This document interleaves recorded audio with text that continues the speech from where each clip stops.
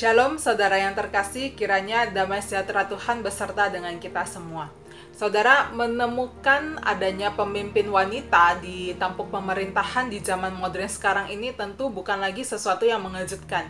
Indonesia contohnya pernah dipimpin oleh seorang presiden wanita. Kanselir Jerman selama 4 periode juga adalah seorang wanita. Namun tidak demikian adanya di zaman kuno, di mana tampuk pemerintahan itu lebih banyak dipegang oleh pria. Termasuk di dalamnya adalah zaman Israel kuno yang memang lebih patriarkal. Nah, sebelum Israel berubah sistem menjadi sistem kerajaan, Israel itu dipimpin oleh hakim. Nah, dari sekian banyak hakim laki-laki, muncullah seorang tokoh perempuan yang menjadi hakim di zaman sejarah hakim-hakim Israel. Wanita ini bernama Deborah. Deborah ini bisa ditemukan ceritanya di dalam Hakim-Hakim pasal 4 dan pasal 5. Siapakah dia? Deborah ini adalah hakim keempat dan satu-satunya hakim perempuan di dalam sejarah bangsa Israel.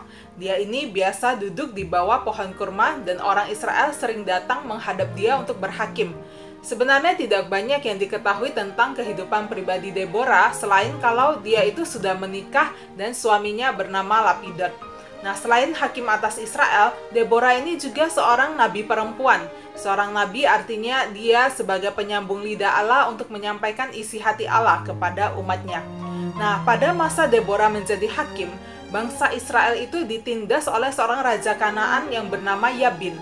Yabin ini memiliki panglima tentara yang bernama Sisera yang menindas bangsa Israel itu dengan keras. Nah, pada masa ini Deborah mendapatkan perintah dari Tuhan agar Israel maju berperang melawan Sisera dan Tuhan sendiri yang berjanji akan menyerahkan Sisera ke dalam tangan Israel.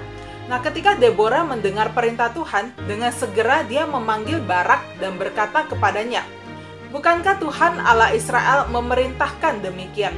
Majulah, bergeraklah menuju Gunung Tabor dengan membawa 10.000 orang Bani Naftali dan Bani Zebulon bersama-sama dengan engkau. Dan aku akan menggerakkan Sisera, panglima tentara Yabin dengan kereta-keretanya dan pasukan-pasukannya menuju engkau ke sungai Kison, dan aku akan menyerahkan dia ke dalam tanganmu." Barak yang mendengar perintah ini justru dia menjadi ciut dan mengajak Deborah yang seorang perempuan untuk turut maju di dalam peperangan. Disinilah letak keistimewaan dari seorang Deborah. Dia berani bersama-sama dengan Barak maju ke medan perang untuk mengalahkan musuh. Dari mana keberanian itu muncul? Dari ketaatan dan keyakinannya akan pimpinan Tuhan.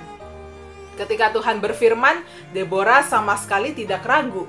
Dia tahu bahwa ketika Tuhan berfirman, Tuhan juga pasti akan menggenapkan sesuai dengan firman-Nya. Yang perlu Deborah lakukan hanyalah taat dan bertindak.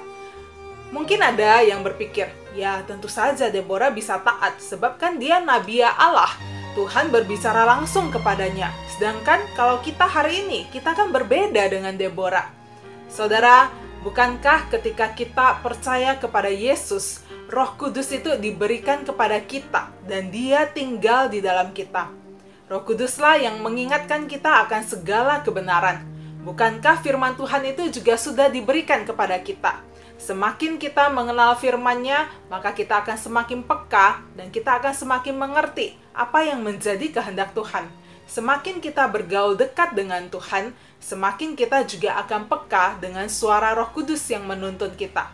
Saudara, ketaatan dan keberanian untuk melangkah seperti yang Deborah lakukan juga bisa kita lakukan pada hari ini ketika kita bergaul dekat dengan Allah dan juga firman-Nya. Tanpa itu, kita tidak akan mengenal suara Gembala Agung kita dan kita juga tidak akan mampu untuk taat dan bahkan melangkah sesuai dengan kehendak-Nya. Kiranya firman hari ini boleh kembali lagi mengingatkan kita untuk dekat dengan Tuhan. Karena ketika kita dekat, kita baru mengerti apa yang menjadi isi hatinya dan kita bisa taat dan bertindak di dalam hidup kita. Kiranya Tuhan Yesus menolong kita semua. Ku bersyukur kepadamu, beriku damai menyembuhkan, oh Yesus.